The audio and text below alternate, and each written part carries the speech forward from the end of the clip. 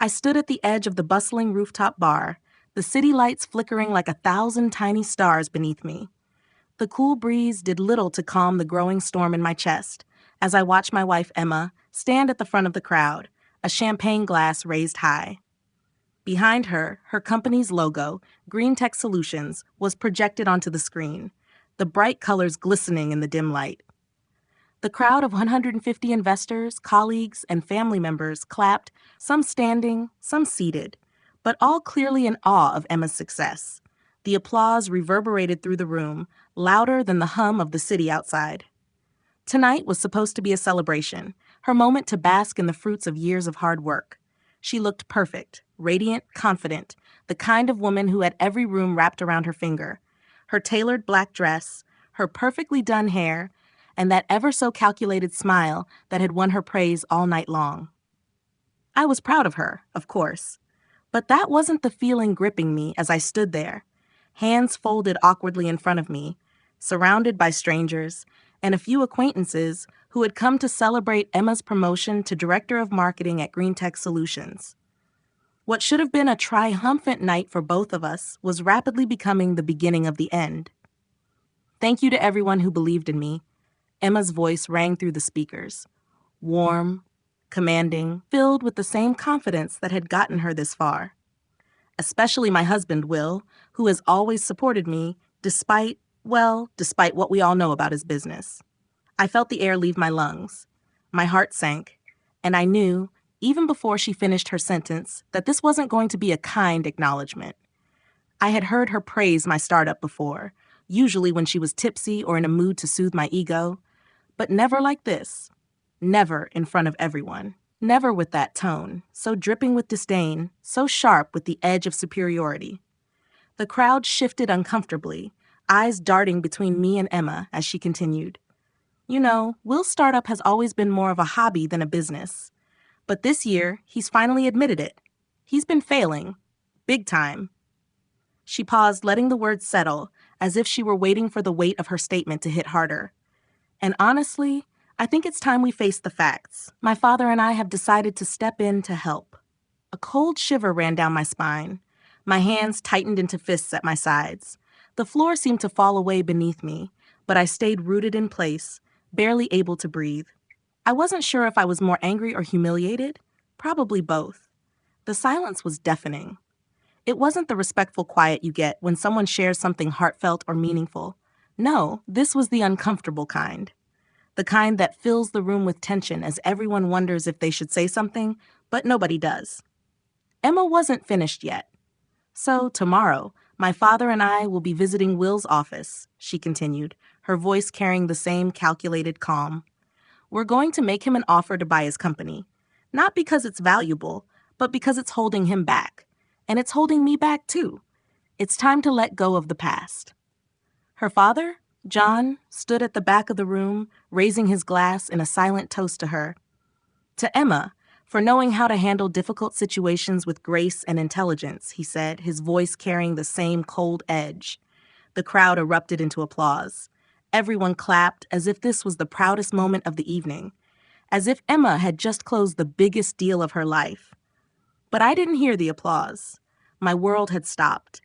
All I could hear was the pounding of my heart, the rush of blood in my ears, and the voice of that cruel, condescending tone echoing in my head.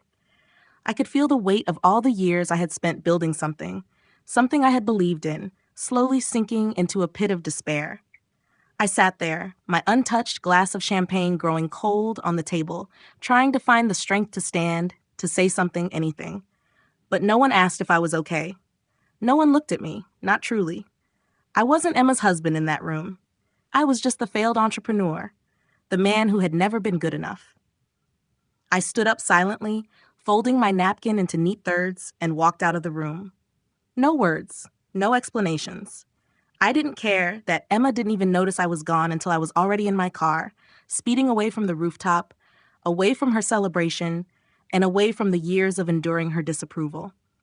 What Emma didn't know, what she would never know, was that tomorrow morning, when she and her father arrived at my office expecting to find a broken man ready to sell, they would discover just how wrong they were. 6 years earlier, I met Emma at a small cafe in San Francisco. I was 28, still figuring out how to turn my passion for tech into something that could make a difference.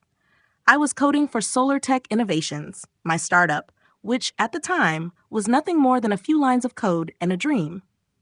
Emma was 27, finishing up her MBA at Stanford, visiting for a recruitment event.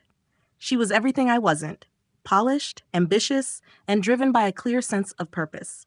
She walked into the cafe like she owned the place, and honestly, I was a little intimidated by her. But somehow, we hit it off immediately. There was something about the way she talked about business, about the future, that pulled me in. "You're different from the others," Emma said on our third date. "Most guys in tech only care about the money. You actually care about the impact you'll make." I couldn't help but smile. At that moment, I knew she was the kind of woman I wanted by my side. I wasn't just impressed by her drive. I was captivated by it. In many ways, it was the fuel I needed to push myself harder. I fell for her quickly, but I also knew that she wasn't like the other women I had dated. She had a plan, a trajectory that seemed clear from the start. I, on the other hand, was still figuring it all out. But I believed in what I was building, in the potential of solar tech.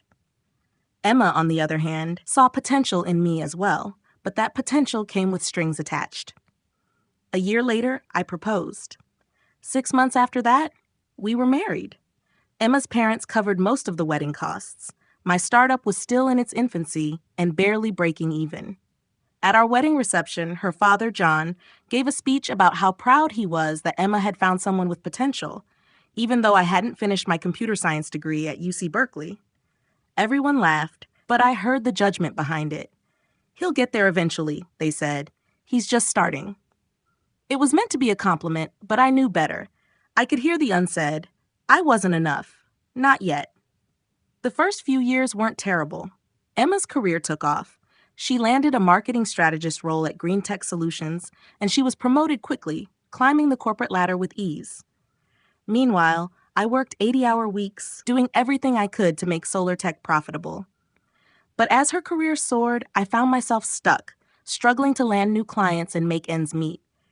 She would come home after securing deals worth millions, talking about her corner office and international clients. I would tell her about our new contract in Portland, our latest project in development, the steady but slow progress I was making. It wasn't enough for her. "Will, when are you going to grow up?"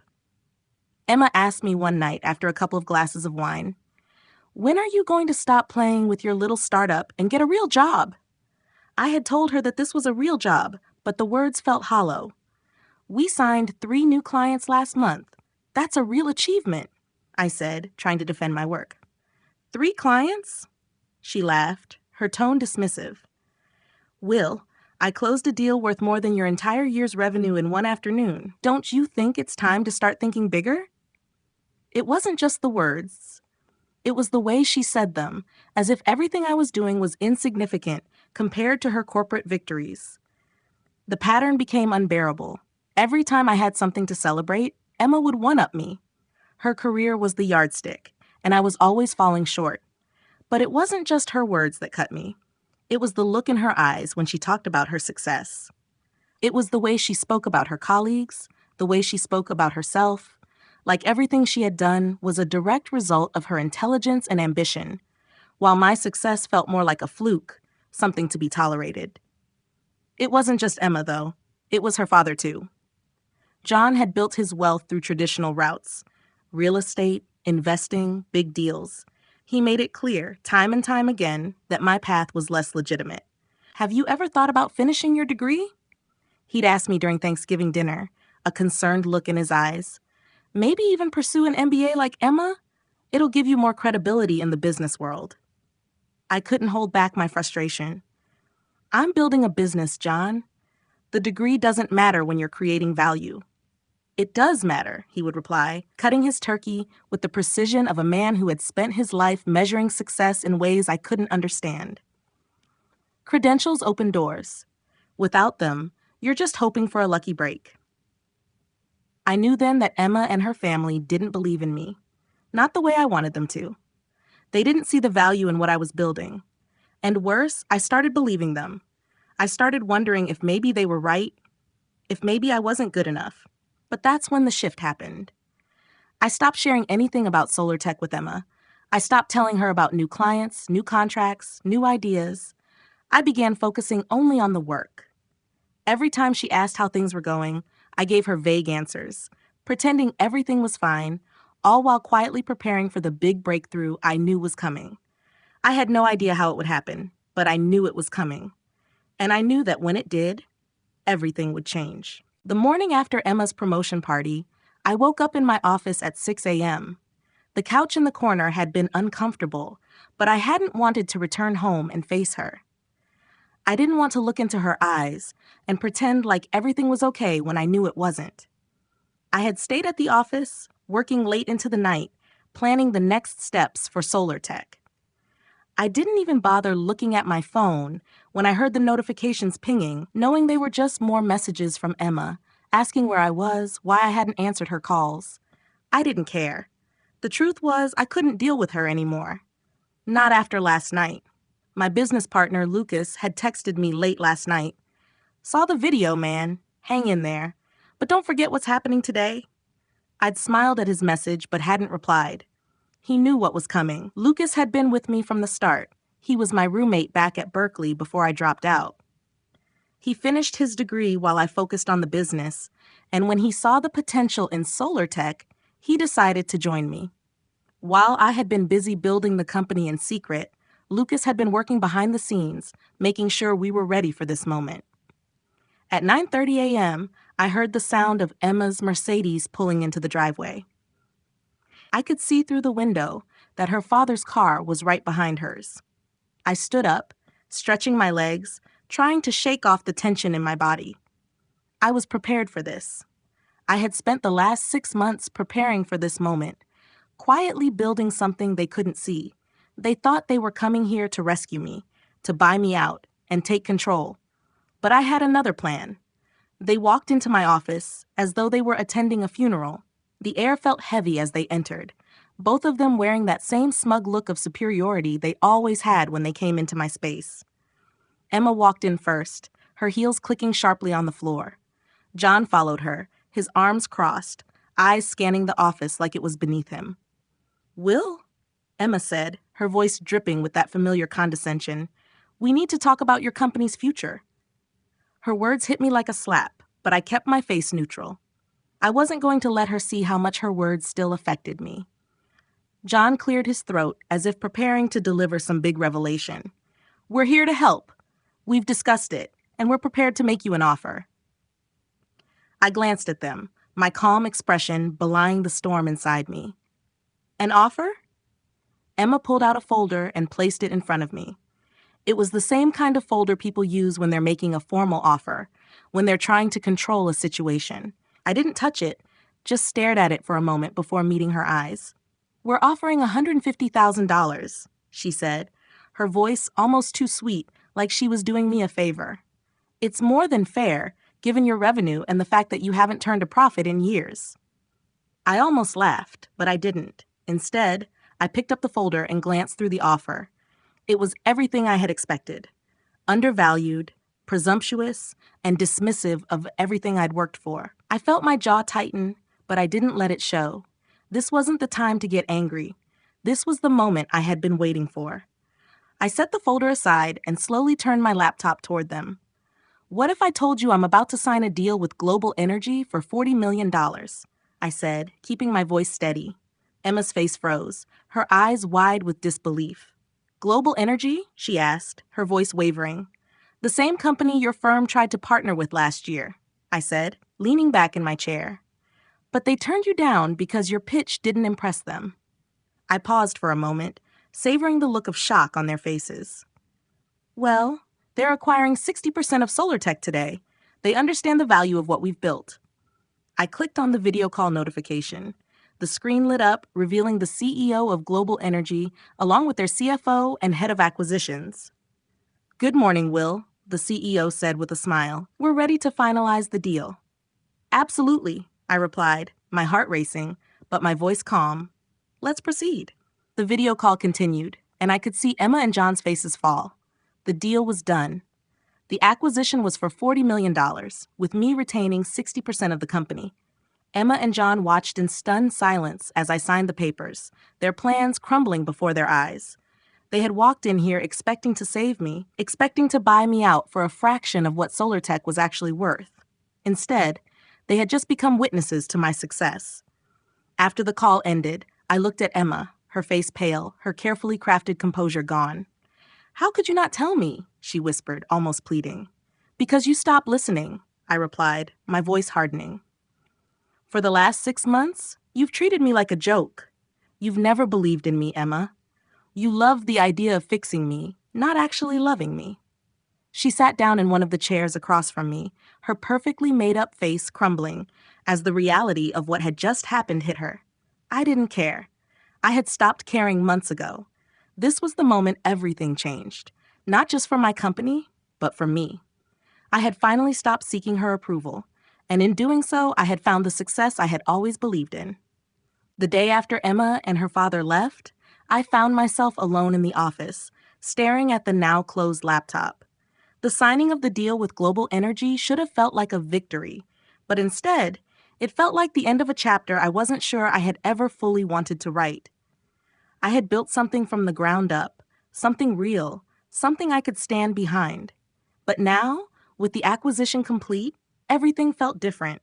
I thought back to the years spent in that cramped apartment, the nights I stayed up coding while Emma came home to talk about multi-million-dollar deals and the next big corporate merger.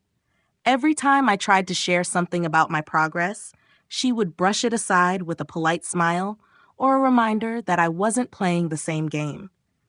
I had tried so hard to make her understand, to make her see that what I was doing mattered.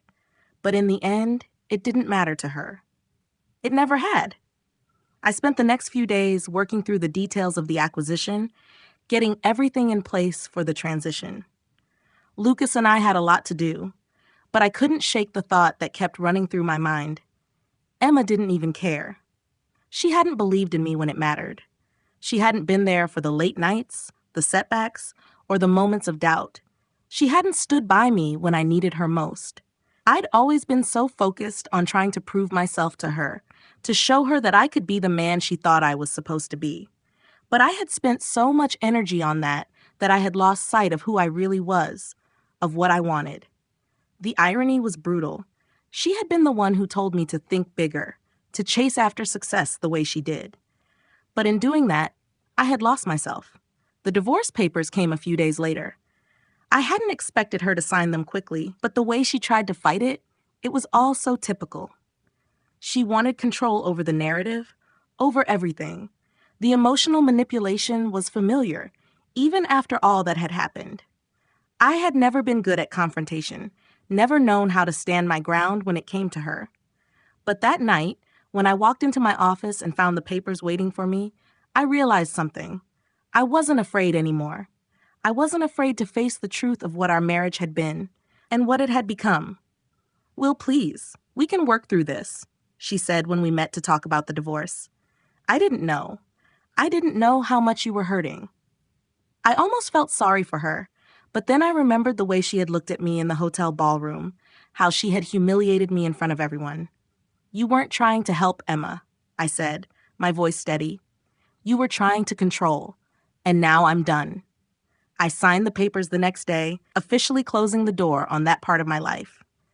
The relief was overwhelming, but even more so was the sense of freedom. I had nothing left to prove to her or anyone else. I was going to move forward with the work I believed in, with the life I had built, and for the first time in years, I was going to do it for me. With the deal done and the divorce finalizing, it was time to focus on what mattered. The future was uncertain, but for the first time in a long time, I felt like I could finally breathe again. The days after the divorce papers were signed passed in a blur.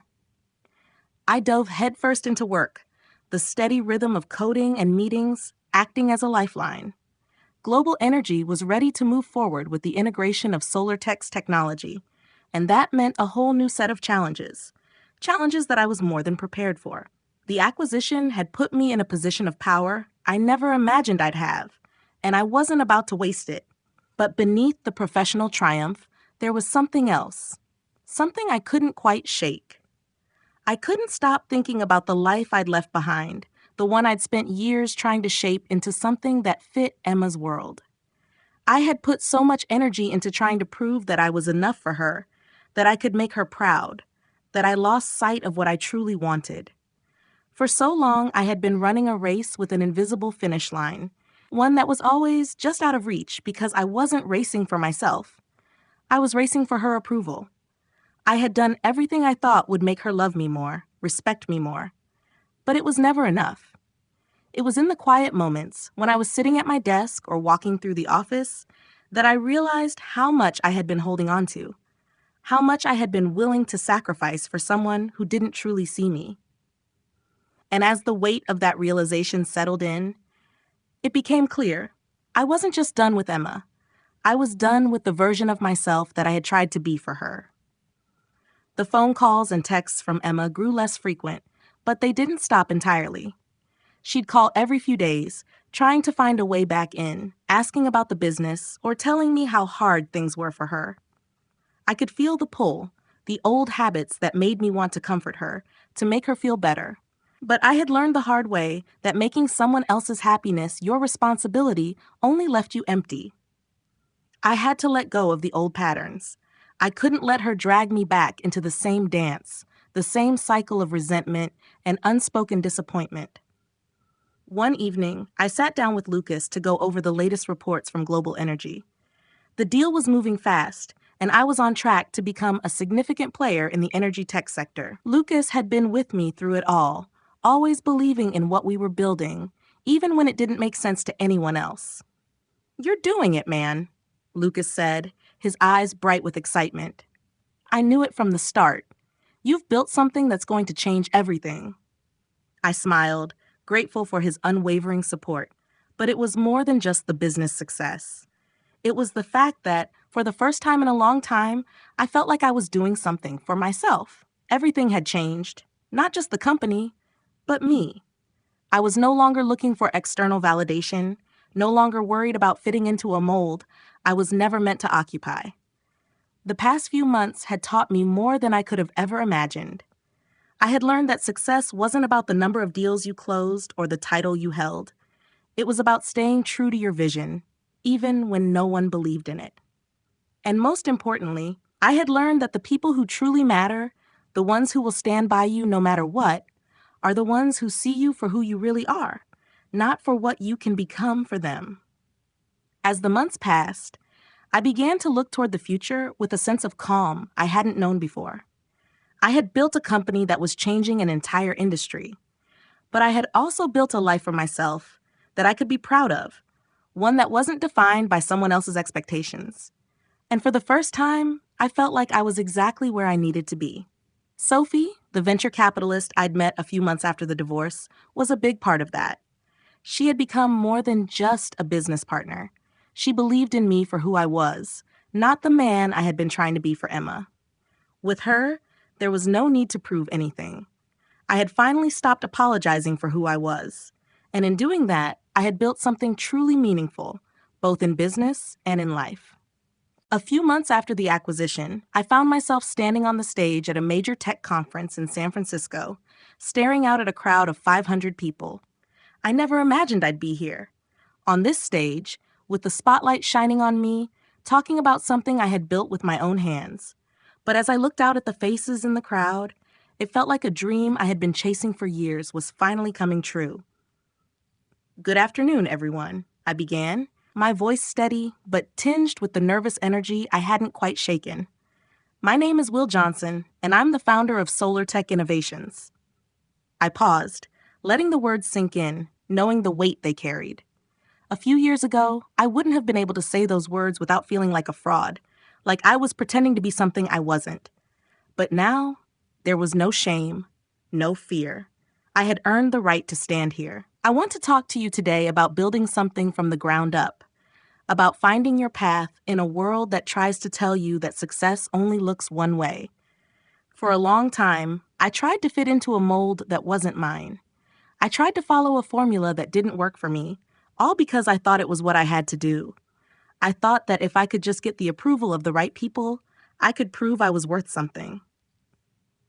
The crowd was silent, listening intently. It felt surreal, knowing that just a few years ago, I had been struggling in the background, trying to make my startup succeed while my wife, Emma, and her father constantly looked down on me.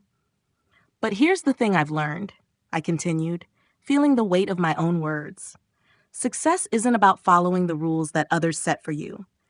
It's about following your own path, trusting your instincts, and never letting anyone tell you what you're capable of. I spent too many years doubting myself because I didn't have the right credentials or the right background. But you don't need a degree or a fancy title or anyone's approval to build something meaningful. What you need is belief in yourself and the courage to keep going when everyone else doubts you. I could feel the energy in the room shift, the tension of my own doubt dissolving as I spoke.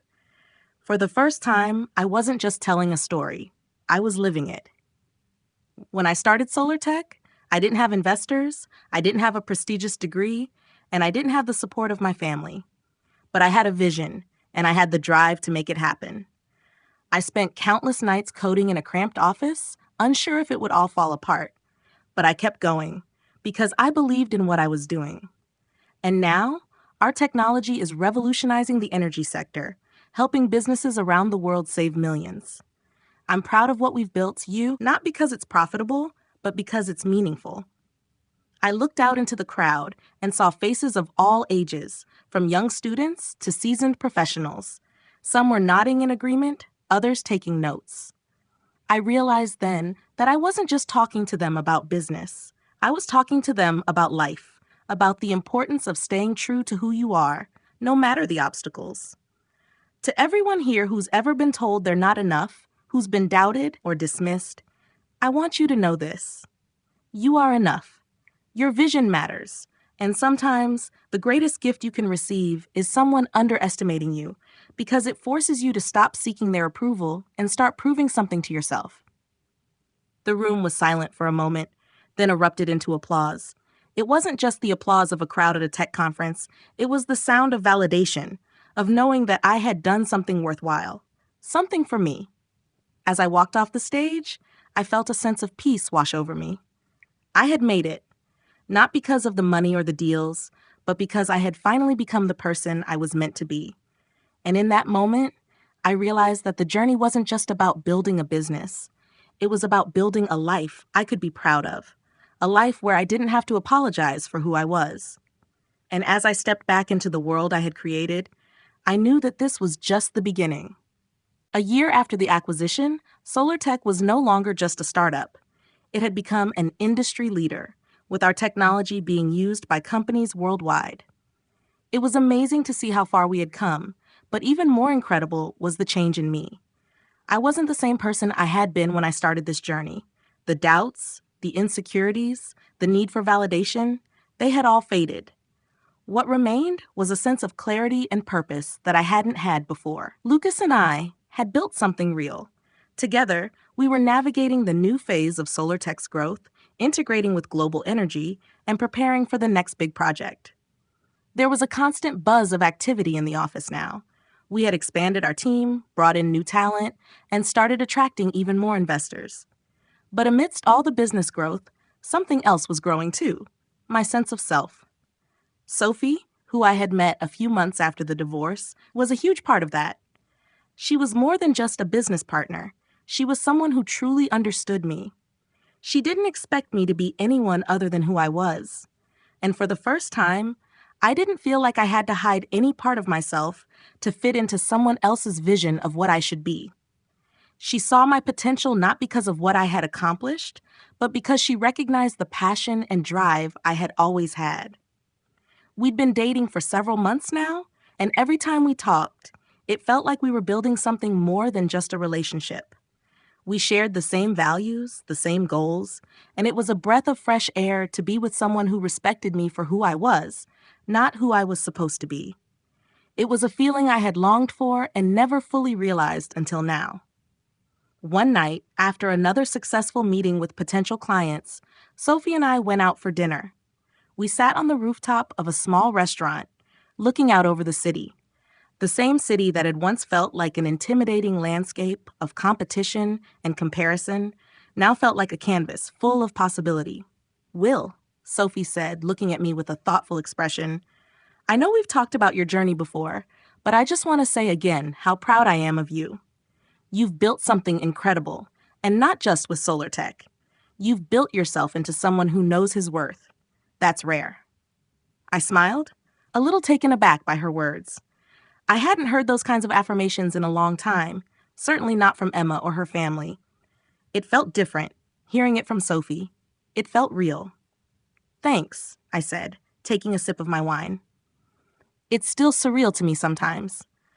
I spent so long trying to prove something to everyone else that I never stopped to think about what I needed. I don't think I ever really knew who I was until everything came crashing down. But now, I'm building something for me, for us. Sophie reached across the table, her hand covering mine. That's the best part, isn't it? You're not just building a company anymore. You're building a life that aligns with who you are. Her words struck a chord in me. She was right. The success with SolarTech, the acquisition, the new partnerships, it was all meaningful, but it wasn't the true measure of my success. The real victory had been reclaiming my life, my worth, and my direction. And that feeling, that deep sense of fulfillment, was something no amount of money or business accolades could ever give me. That night, as we walked back to the car, I realized something I hadn't fully understood until then. I wasn't just surviving anymore. I was thriving, not because of what anyone else had done for me, but because I had finally done it for myself. And for the first time, I felt like I was exactly where I was supposed to be. As the months passed, the noise of my past began to fade into the background. The echoes of Emma's dismissal, the constant comparison to her success, the way I tried so hard to fit into a mold that wasn't mine, all of that became distant memories. They didn't define me anymore. The transition from being Will the failure to Will the founder felt like an evolution I hadn't expected, but it was one that I embraced fully. And in the process, I realized that the most valuable thing I had gained wasn't just the success of SolarTech. It was the understanding that I had finally become the person I was meant to be. Sophie and I grew closer, our connection solidifying with each passing day. She was everything Emma hadn't been. Sophie believed in me for who I was, not for what she hoped I would become. We talked about the future, about building something together that was sustainable, meaningful, and above all, true to our values. It wasn't about playing the game anymore or trying to climb the corporate ladder. It was about creating something that mattered in the real world, something we could both be proud of. One evening, as we sat at a small cafe near the office, Sophie looked at me with a thoughtful expression. "Have you ever thought about what comes next?" she asked, her voice calm but curious. "I mean, you've already achieved so much with SolarTech. What's the next big challenge?" I leaned back in my chair, taking a moment to think. It was a question I hadn't asked myself in a while. After the acquisition, I had been so focused on building and scaling that I hadn't stopped to consider what the bigger picture might look like. The truth was, I wasn't sure. "I guess I've been so caught up in this journey," I said, "that I haven't really thought about what's next, beyond SolarTech. But I do know one thing. I'm not going back to the life I had before. I can't. I'm not that guy anymore." Sophie smiled, her eyes soft with understanding. "I get it. You're not just building a business, Will. You're building a legacy. And that's something that can't be taken away. Whatever comes next, it'll be because you've learned to trust yourself. I believe in that." Her words hit me harder than I expected. In the past, I had been constantly seeking approval, first from Emma, then from everyone around me. But with Sophie, it was different. She wasn't asking me to be anything other than who I was. And in that moment, I realized that I had finally found the peace I had been searching for. SolarTech wasn't just a business anymore. It was a reflection of everything I had built, everything I had fought for. It was more than just a successful tech company. It was the product of years of hard work, dedication, and ultimately self-belief. I had spent so long trying to prove my worth to others that I had almost forgotten how to prove it to myself. But now, I didn't need to prove anything. I had already done it. The next chapter of my life was waiting.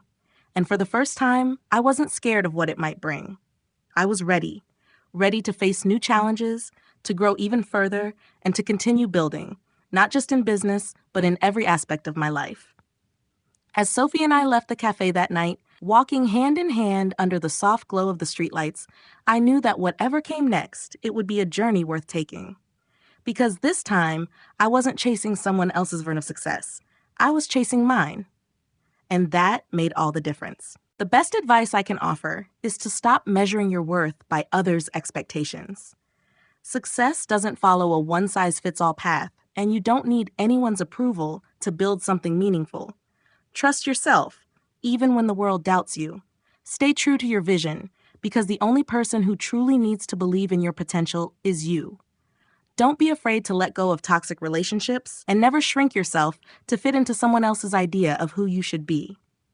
Life is about growth, and sometimes the greatest success comes from believing in yourself when no one else does.